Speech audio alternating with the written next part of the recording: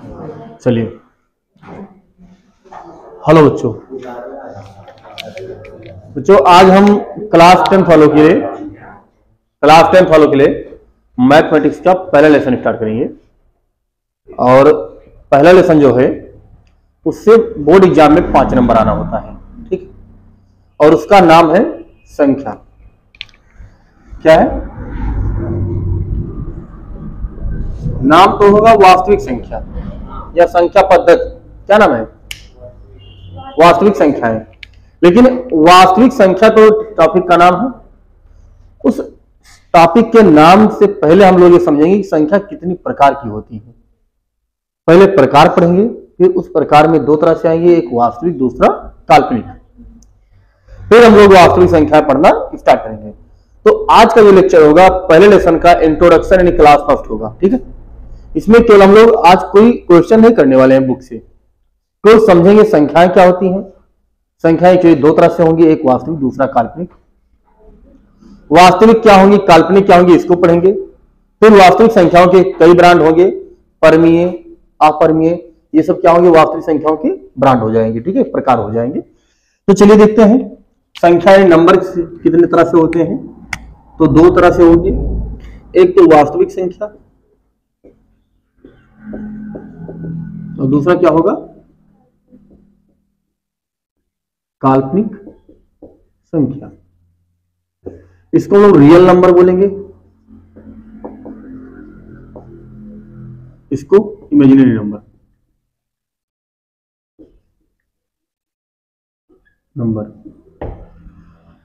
अच्छा, जैसे इसका नाम है वास्तविक संख्या, यानी जो वास्तव में होती हैं वही तो वास्तविक होंगी। और काल्पनिक संख्या जिनकी केवल हम मात्र कल्पना कर सकें, जो केवल ख्वाबों और ख्यालों में ही रहती है, उसे हम क्या कहते हैं, काल्पनिक संख्या कहते हैं, ठीक है। बड़ी मुस्कुराहट आई तुम लोग को, क्या बात कर दिया इसे मैंने।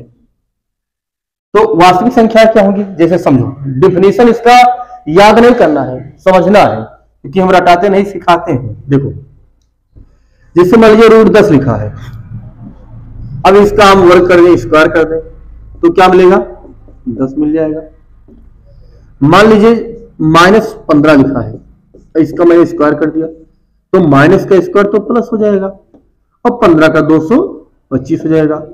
मान लीजिए -3/2 लिखा है, इसका स्क्वायर करेंगे तो माइनस का स्क्वायर क्या होगा, प्लस, 3 का स्क्वायर 9, 2 का स्क्वायर 4, इतना आ गया। यानी हम ये देख रहे हैं कोई भी संख्या ऐसी ले लें जिनका हम स्क्वायर करें, क्या करें, स्क्वायर यानी वर्ग करें, और वो संख्या मुझे पॉजिटिव मिले, धनात्मक मिले, तो सारी संख्या क्या कहलाएंगी, वास्तविक संख्या।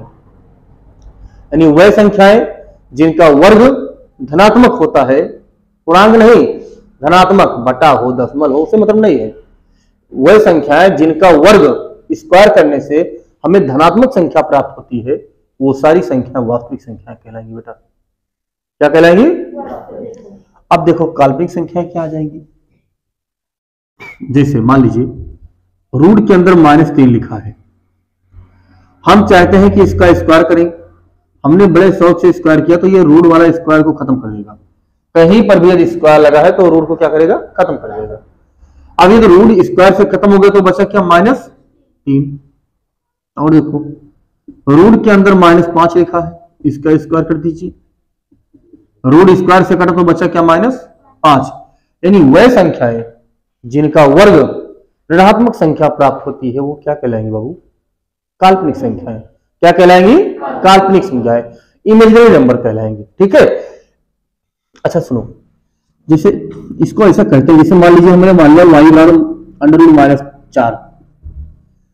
अब हम कहते हैं कि ये क्या काल्पनिक संख्या है, तो आप कहेंगे सर ऐसा है, रूट हटाइए, तो इधर क्या लगेगा, स्क्वायर लगेगा। बोलो भाई, एक पक्ष से रूट हटेगा, दूसरे पक्ष क्या लगेगा, स्क्वायर लगेगा, स्क्वायर लगेगा। अब क्या होगा ये बताइए, क्या कोई ऐसी संख्या होती है जिनका वर्ग करें और माइनस प्राप्त हो? यदि हम स्क्वायर कर देंगे तो क्या हो जाएगा, प्लस, स्क्वायर करेंगे तो क्या होगा, प्लस। यहां आज ऐसी घटना घट गई कि स्क्वायर करने से माइनस आ रहा है, तो भैया ये क्या होगा, वास्तव में तो है नहीं, क्या है, काल्पनिक में होंगे ना, क्योंकि कभी भी स्क्वायर करने से क्या आता है, सदैव प्लस आता है, क्योंकि स्क्वायर में 2 बार गुणा प्लस होगा तब भी प्लस, और दोनों माइनस हो तो और अच्छी बात है, दो के दोनों माइनस हो गया। लेकिन यहाँ आगे क्या आ रहा है, माइनस। यानी इन संख्याओं को केवल हम ख्वाबों में देख सकते हैं कि स्क्वायर करने से माइनस मिले, एक्चुअली ऐसा नहीं हो सकता। ठीक है, तो ये सब क्या कहलाएंगे, काल्पनिक संख्या है। तो दो डिफिनेशन हम लोग लिखेंगे, एक वास्तविक संख्या का, दूसरे काल्पनिक संख्या का।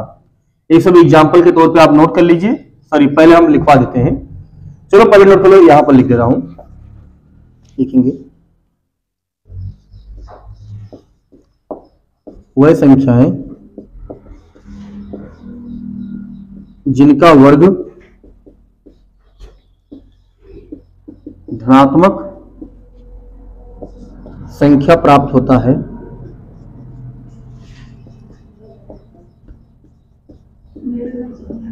वास्तविक संख्या कहलाती है। क्या कहलाएंगे बाबू, वास्तविक संख्या कहलाती है। अब इधर क्या होगा, वह संख्याएं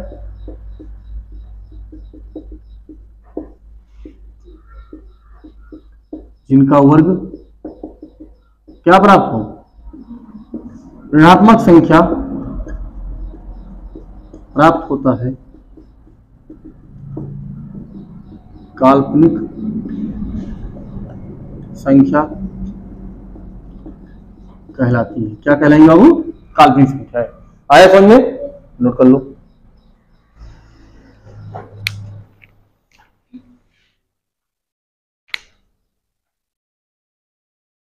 चलिए आगे देखते हैं बाबू। अब देखिए, वास्तविक संख्या काल्पनिक संख्या दो हो चुकी है। अब जो आपके टॉपिक का नाम है पहला लेसन का, वास्तविक संख्या, रियल नंबर, अब यहां से आपके टॉपिक स्टार्ट होने जा रहा है। अभी तो समझ लीजिए इंट्रोडक्शन है, ट्रेलर चल रहा था, जिससे मूवी के पहले ट्रेलर होता है उसी तरह से चल रहा था।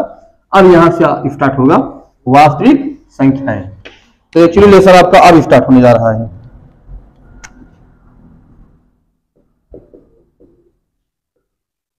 वास्तविक संख्या,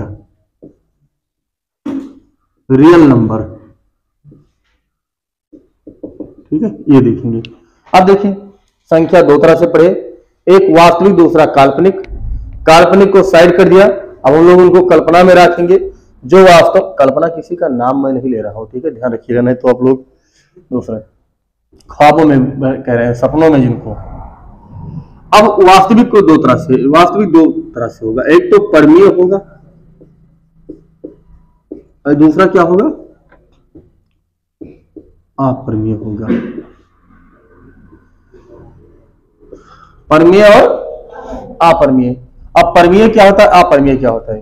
एक्चुअली कहने को तो ये कहा था कि जो P बटा Q के रूप में हो और Q नॉट इक्वल टू 0 हो, लेकिन लोग एक चीज कहना भूल जाते हैं कि P व Q पूर्णांक हो। क्या हो?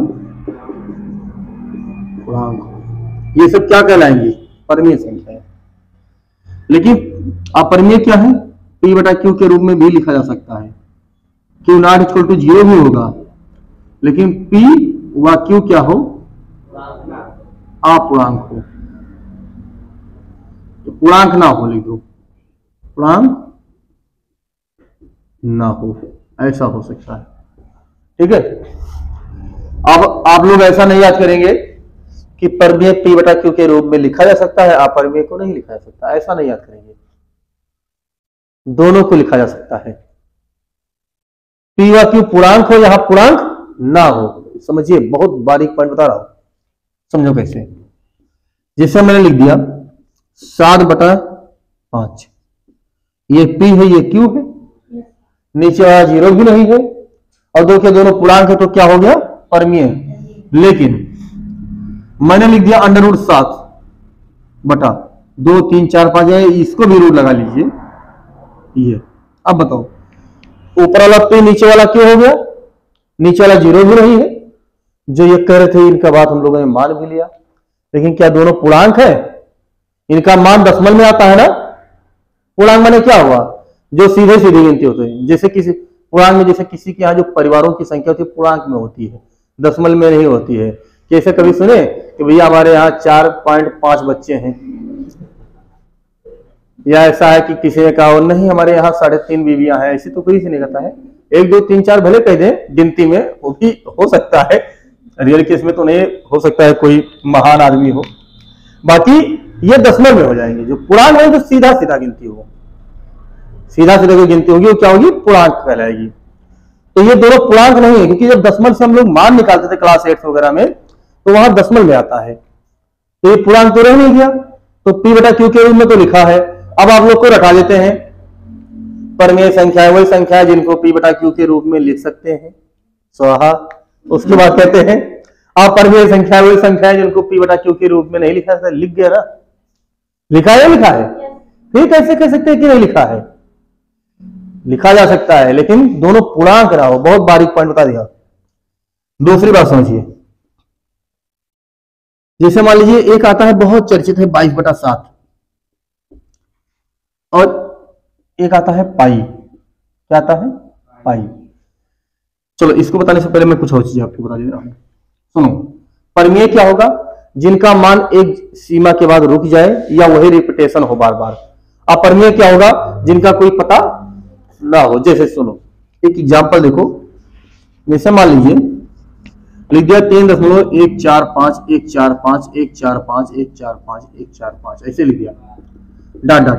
मैंने देख रहा है कि ये तीन संख्याएं बार बार लिखी जा रही हैं, लेकिन कहीं मैंने ऐसा लिख दिया 3.145 0145 डबल जीरो लगा दिया 145, या अब एक जीरो लगाओ फिर 145 फिर 2 3 डाल दो, ये सब संख्या डाल देंगे तो यहां ना तो किसी संख्याओं का एक नंबर के बाद रिपीटेशन हो रहा है कि हो रहा है, बार बार तो नहीं आ रही है, और ना ही ऐसा हो रहा है कि कट गई। तो ये क्या हो जाएगी, अपरमेय, ये क्या हो जाएंगे, परमेय। तो मान लीजिए ऐसा लिख दिया है, आगे कोई भी संख्या लिख सकते हो, 5 लिख सकते हो, 2 लिख सकते हो, 1 4 5। अब मैंने 2 ही पर बार लगाया। अब मैं इसको क्या करूंगा, बार का मतलब समझो क्या होता है। बार कहता है हमारा मतलब है बार बार, बार बार लिखो डॉट डॉट डॉट।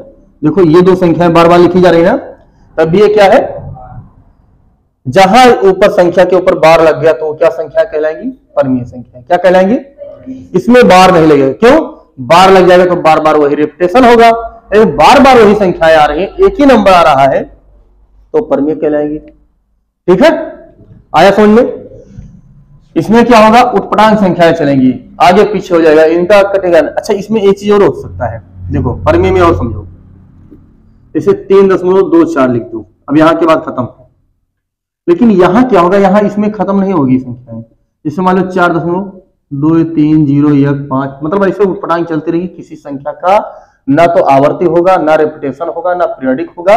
और इसमें क्या होगा, या तो कट जाएगा या तो वही संख्या बार बार रिवाइज होगा। दशमलव के बाद इसमें संख्या या तो पूर्ण रूप से विभाज्य हो जाती हैं, कट जाती हैं, आगे नहीं होता है, या तो होता है तो वही संख्याएं बार बार आती रहती हैं। ठीक है, तो ये संख्या हो गई परमेय, ये क्या हो गई, अपरमेय। हमने डिफिनेशन नहीं लिखा है, लेकिन हमारे ख्याल से बहुत अच्छी चीजें बता दी, उसके बारे में समझ में भी आया होगा। ठीक है, तो इसको आप आया समझ में आप लोग को, परमेय अपरमेय संख्याएं उत्पटांग चल रही हो, आगे पीछे चल रही हो, समान ना हो तो अपरमेय। और यहां एक ही संख्याएं बार बार आवर्त हो रही हो तो क्या हो जाएगा, परमेय। या तो दो पूर्णांकों का अनुपात हो, और इसमें दो पूर्णांकों का अनुपात नहीं रहेगा। ठीक है, चलो छाप लो।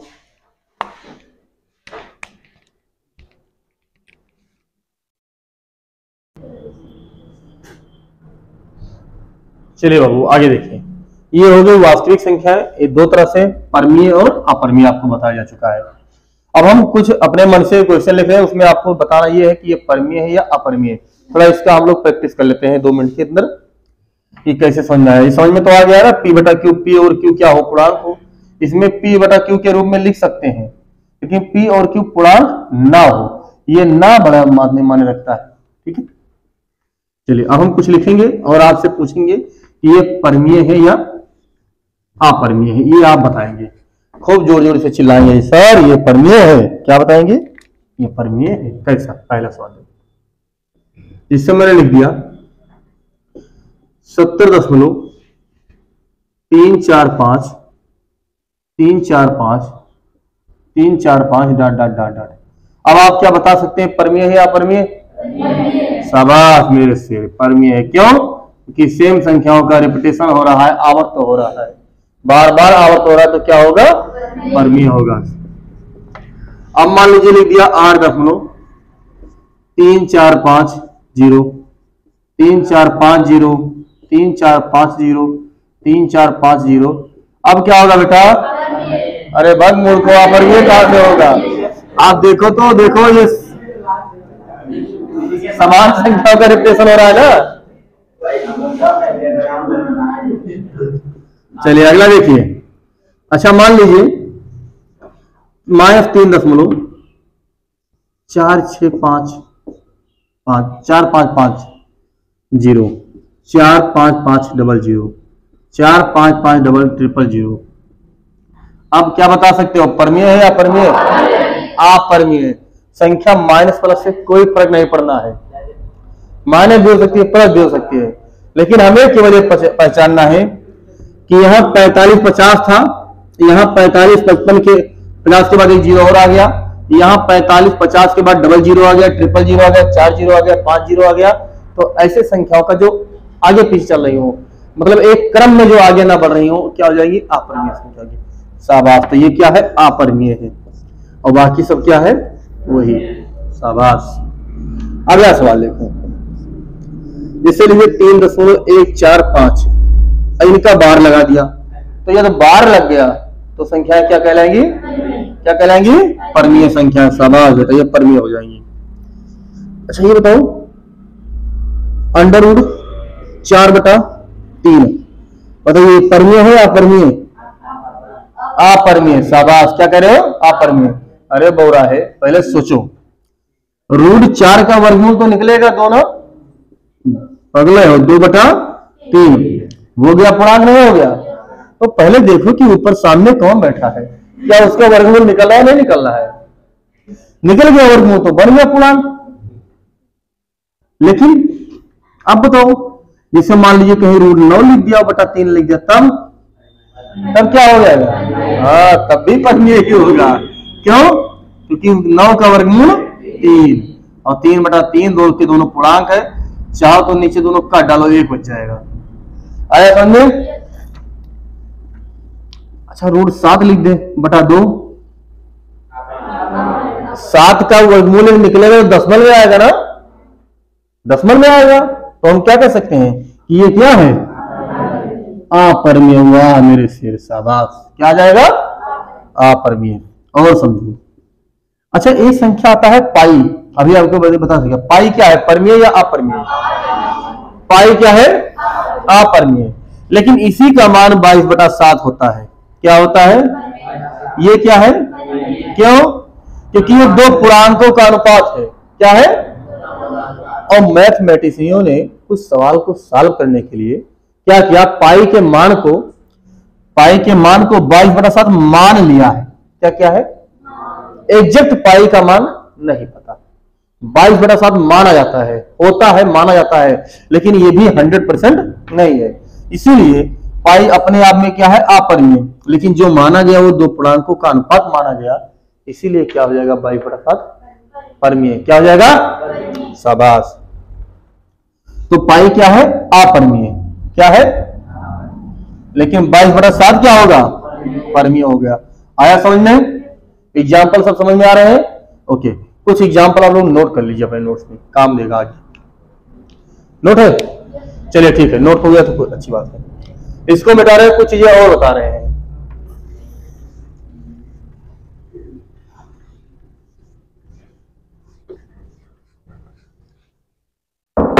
समझो, एक आता है चर घातांकीय नियतांक, चर घातांकीय नियतांक। आप लोग को एक नियतांक ई के बारे में बताया गया होगा, स्मॉल ई, इसी को ई से लिखते हैं। क्या लिखते हैं, ई। इसको अब जब आप लोग आगे क्लास में जाएंगे तो पढ़ाया जाएगा, एक्सपोनेंशियल कांस्टेंट बोलते हैं, चर घातांकीय नियतांक बोलते हैं। जैसे पाई का मान होता है ऐसे ई का मान भी होता है, लेकिन पाई का मान 22/7 माना गया है एग्जैक्ट, इसमें ऐसा माना नहीं गया है, केवल ये कहा गया कि ई का मान 2 और 3 के बीच में होगा। अब 2 और 3 के बीच में कितना होगा ये किसी को नहीं पता है, ठीक है? तो ये क्या है, अपरमीय है। क्या है, ई क्या है, अपरमीय संख्या है। तो चर घातांकी नियतांक ई क्या होगा, अपरिमेय होगा, क्योंकि इसका मान पता ही नहीं है। 2-3 के बीच में होगा पता है, लेकिन कितना होगा ये नहीं पता है। तो 2 पॉइंट समथिंग समथिंग पता नहीं क्या हो सकता है। ठीक है, और समझो। अच्छा ये बताओ, जैसे 5 का स्क्वायर बटा रूट 9 लिख दिया। अब आपको बताना है परमीय होगा या अपरमीय होगा। परमीय होगा, क्यों? क्योंकि 5 का स्क्वायर क्या होगा, और रूट 9 का 3 हो गया 2 पूर्णांकों का अनुपात। बोलो। अच्छा ठीक है, हमने बहुत बार बार कहा कि ये पूर्णांकों का अनुपात, पूर्णांकों का अनुपात। चलिए मान लीजिए लिख दिया 2.5 बटा 3.2। अब बताइए परमीय होगा या अपरमीय, क्या होगा, अपरमीय। शाबाश शेर। अरे एक अंक बाद दशमलव ऊपर है, एक अंक बाद नीचे, काट डालो इनको, हो गया 25/32। अब कोई कहकर दिखाओ कि यह अपरमीय है, कहां से। कोई बात नहीं, बस बस ठीक है, कोई बात नहीं। अब जैसे मान लीजिए लिख दिया 4.324 बटा 1.000। बताइए परमीय या अपरमीय। परमीय, ये परमीय है। क्यों? दशमलव के बाद जीरो का कोई महत्व होता नहीं है। दशमलव के बाद जीरो लग गया तो उसकी कोई वैल्यू नहीं है। जैसे एक बेरोजगार की वैल्यू कुछ नहीं होती है, वैसे इसकी वैल्यू कुछ नहीं है। तो ये खत्म। अब बटा एक तो किसी का कर सकते हैं, तो उसका भी कोई फर्क नहीं पड़ने वाला है। तो यार संख्या कितना लिखा है, 4.324, मतलब पूर्ण रूप से विभाज्य है। तो ये परमीय होगा अपरमीय होगा, सीधी सी बात है परमीय होगा। अब उसको दशमलव लेकर घबराइए मत। अगला सवाल, पाई प्लस ई क्या होगा, क्या होगा, पाई प्लस ई क्या होगा, अपरमीय। क्या होगा, क्योंकि ये अपरमीय खुद ब खुद है। आप लेकिन एक चीज समझिएगा, कहीं आप इसको देखकर ऐसा मत मानिएगा कि 2 अपरमीय संख्याओं का योग अपरमीय होता है। 2 अपरमीय संख्याओं का योग परमीय भी हो सकता है और अपरमीय भी हो सकता है। ये बहुत अच्छी पॉइंट है, कंपटीशन लेवल की पॉइंट आपको बता रहे हो। ये 2 अपरमीय संख्याएं हैं तो उनका योग परमीय भी हो सकता है और अपरमीय भी हो सकता है। कैसे, इसको समझाते हैं आपको हम।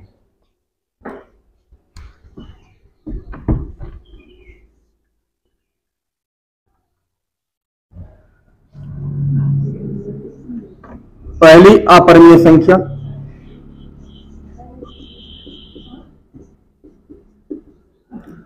प्लस अपरमीय संख्या। देखो ये परमीय भी हो सकता है अथवा अपरमीय भी हो सकता है, दोनों हो सकता है। अब ये आपको नोट पॉइंट मैंने लिखा दिया। अभी आप समझिए, एग्जाम्पल से मैं इसको समझा रहा हूं, क्योंकि मान लीजिए आप भूल जाए तो एग्जाम्पल। पहली अपरमीय संख्या मान लूंगा √3 + 5, बोलो मान सकता हूं। दूसरी अपरमीय संख्या में मान लूंगा -√3 + 4। बिल्कुल भैया, माइनस हो या प्लस, परमीय अपरमीय तो रूट लग गया तो हो जाएगा। अब बताइए 3 से 3 मर गया तो 5 4 कितना आ गया, 9। आज ये क्या आ गया, परमीय आ गया नहीं आ गया, बोलो परमीय आ गया ना। 2 संख्याएं क्या थी, अपरमीय, जोड़ने से क्या मिल गया, परमीय। दूसरा एग्जांपल देखिए, जैसे मान लीजिए पहली संख्या √4 या √5 + 3 और दूसरी संख्या √7 + 2। अब √5 तो ऐसे रह जाएगा, √7 भी ऐसे रह जाएगा और 3 2 5 ऐसे रह जाएगा। अब बताओ ये भी अपरमीय, ये भी अपरमीय, तो जुड़ेगा तो अपरमीय तो रह गया, यानी अब अपरमीय भी आएगा। क्या आ जाएगा, तो आप एग्जाम्पल के थ्रू ये देख चुके कि 2 अपरमीय संख्याओं का योग परमीय भी हो सकता है और अपरमीय भी हो सकता है। ठीक है, आया समझ में। चलो टूट प्रो छापो, आ जाओ।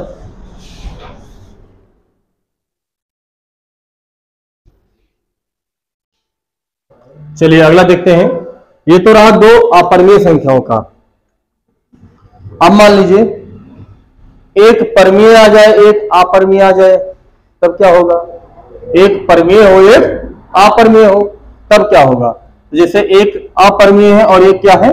परमीय संख्या है, तो हमेशा क्या हो जाएगी? अपरमीय आएगा। क्या आएगा? अपरमीय। अब इसको बाय एग्जांपल हम लोग सीखते हैं कि कैसे ऐसा हो जाता है। ये नोट नंबर 2 लिखेंगे। यदि एक अपरमीय दूसरा परमीय तो क्या आ जाएगा? अपरमीय। कैसे, इसको समझिए, एग्जाम्पल के थ्रू समझते हैं। जैसे मान लीजिए पहला अपरमीय लिखा है √7 और बाद में 3 लिखा है, तो यदि ये अपरमीय तो जोड़ने से क्या फर्क पड़ना है? कटने वाला तो यहाँ कुछ है नहीं, तो टोटल क्या आ जाएगा? अपरमीय आ जाएगा। यानी किसी भी अपरमीय संख्या में परमीय जोड़ भी देंगे तो कोई फर्क नहीं पड़ना है, वो अपरमीय ही बना देगा। क्लियर?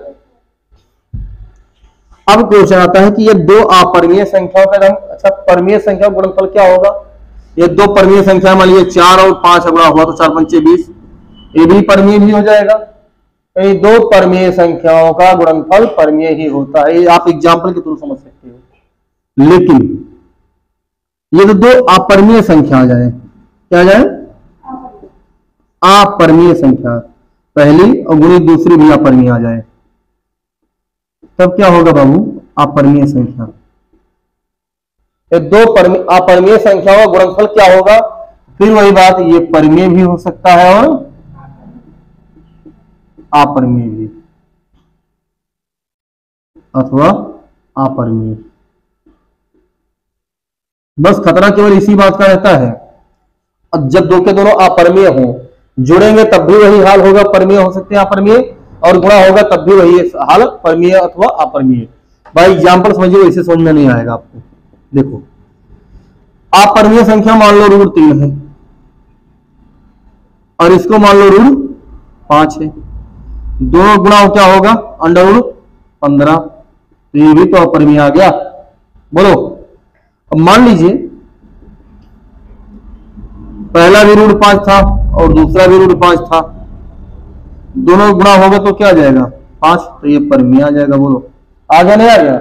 यानी दो अपरमीय संख्याओं गुणनफल परमीय भी हो सकता है और अपरमीय। समझ में आया? चलो टूट पड़ो इस पर, आ जाओ छाप लो।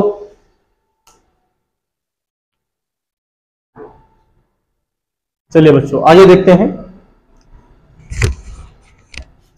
अब आप ये जान चुके हैं कि दो परमीय संख्याओं का योग क्या होगा, परमीय का क्या होगा, गुणनफल क्या होगा। बाकी सवाल आएंगे तो आगे उनसे निपट लिया जाएगा जो भी होगा। अब आप लोग ये बताइए कि ये दो परमीय संख्या आ जाए, ये दो परमीय संख्याओं का योग क्या होगा? दो परमीय संख्याओं कैसे हो? पहला भी परमीय दूसरा भी परमीय, तो हमेशा परमीय ही होगा। ठीक है? अब ये मत सोचिएगा कि सर पा प्लस पा मिलकर 2 पा हो जाएंगे, ऐसा नहीं लिखा है। जोड़ का मतलब पहली परमीय संख्या हो, दूसरी परमीय संख्या जो मिलेगी वो भी परमीय संख्या हो जाएगी। ठीक है? हम इसको मिटा दे रहे हैं वरना आप लोग समझ जाएंगे कि ये कौन सा मैथमेटिक्स आज हमें पढ़ा दिए, पा प्लस पा इक्वल टू पा। ठीक है? तो वास्तविक काल्पनिक समझ में आया इस क्लास में। पहले संख्या मैंने बताया दो तरह से, वास्तविक और काल्पनिक, उसमें परमीय परमीय बताया। अब जो सेकंड क्लास होगी इसकी, यानी अगला लेक्चर आएगा, उसमें हम लोग केवल परमीय पर चर्चा करेंगे और परमीय संख्याओं का ब्रांड बनाया जाएगा। उसमें क्या होगा? पूर्ण संख्या होगा, प्राकृतिक संख्या होगा, उसके बाद पूर्णांक होगा, अपूर्णांक होगा, धनात्मक संख्याएं होंगी, ऋणात्मक संख्याएं होंगी, शून्य होगा। ये सारे परमीय के कैटेगरी में आएंगे। उसमें पूरा इंटीजर क्या होता है, होल नंबर क्या होता है, ये सारे प्राकृतिक संख्या क्या होगी, ये सारी संख्या हम लोग कल यानी अगले क्लास में पढ़ेंगे, जो कि इसका सेकंड क्लास होगा। ये दो इंट्रोडक्शन क्लास होंगी, उसके बाद आपके टॉपिक के सॉल्व कराए जाएंगे। ठीक है? ओके, धन्यवाद।